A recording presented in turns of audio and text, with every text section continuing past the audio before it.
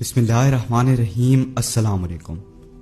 امام علی علیہ السلام جب بستر شہادت پہ تھے تو 20 رمضان کو اپنے تمام چاہنے والوں کو بلا کر فرمانے لگے کہ پوچھو جو پوچھنا چاہتے ہو، کیونکہ میں علی زمین کے رستوں سے زیادہ آسمان کے رستے جانتا ہوں۔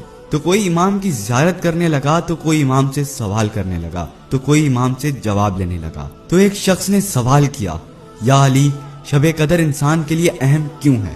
بس یہ کہنا تھا تو امام علی علیہ السلام نے فرمایا، شب قدر آسمانوں کے فرشتے زمین پر آ جاتے ہیں اور ایک ایک گھر تک اللہ کا پیغام پہنچاتے ہیں کہ یہ وہ رات ہے جس میں ایک سجدہ ہزاروں سجدوں سے افضل ہے، ایک نیکی ہزاروں نیکیوں سے افضل ہے۔ اس رات کو مانگی ہوئی دعا اللہ کبھی رد نہیں کرتا۔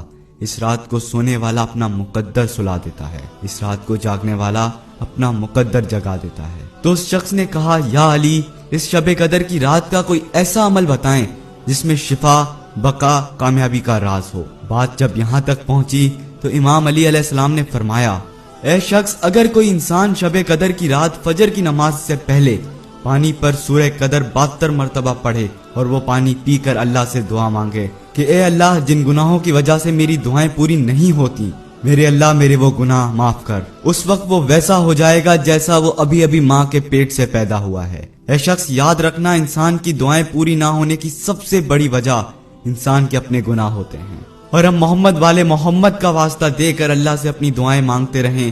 جو جو دعا سورج طلوع ہونے سے پہلے مانگ لے گا، چاہے اس کے نصیب میں ہو یا نہ ہو، وہ ساری دعائیں اس کے مقدر میں لکھ دی جائیں گی۔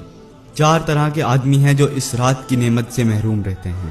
جبریل علیہ السلام نیچے اترتے ہیں، زمین پر فرشتوں کو لے کر پوری دنیا میں پھیل جاتے ہیں، جہاں جہاں شب قدر میں دعائیں کرنے والے جاگ رہے ہوتے ہیں اور ان کے ساتھ آمین کہتے ہیں۔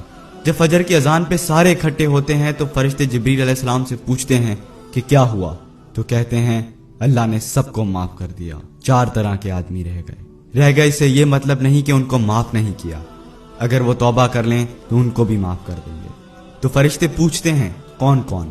تو کہا، ایک شراب پینے والا، مستقل شراب کا عادی، ایک ماں باپ کا نافرمان، تیسرا رشتہ داروں سے لڑائی جھگڑے کرنے والا، بات بات پر لڑنے والا، اور ایک دل میں کینہ رکھنے والا۔ کینہ کسے کہتے ہیں؟ کہ میں آپ سے نفرت بھی کرتا ہوں اور آپ کو نقصان بھی پہنچانا چاہتا ہوں اور اس کے لیے کوئی نہ کوئی رستہ نکال رہا ہوں، اس کو کینہ کہتے ہیں۔ تو یہ 4 آدمی کو چھوڑ کر باقی سب کی بخشش کا اعلان ہو جاتا ہے، اور ان 4 کے لیے یہ نہیں کہا جاتا کہ ان کی بخشش نہیں ہوگی، ان کے لیے کہا جاتا ہے کہ اگر یہ توبہ کر لیں تو ان کو بھی معاف کر دیں گے۔ اس رات کو قیمتی بنائیں، اس رات کی قدر فرمائیں، اور پھر عید کی رات بھی بڑی قیمتی ہے۔ اس رات اللہ کا اعلان ہو رہا ہوتا ہے کہ جنہوں نے میرے خاطر بھوک برداشت کی، رات کو نماز پڑھی، میں نے سب کو معاف کر دیا۔ اللہ ہم سب کو رمضان کے آخری عشرے میں بھرپور عبادت نصیب فرمائے، آمین۔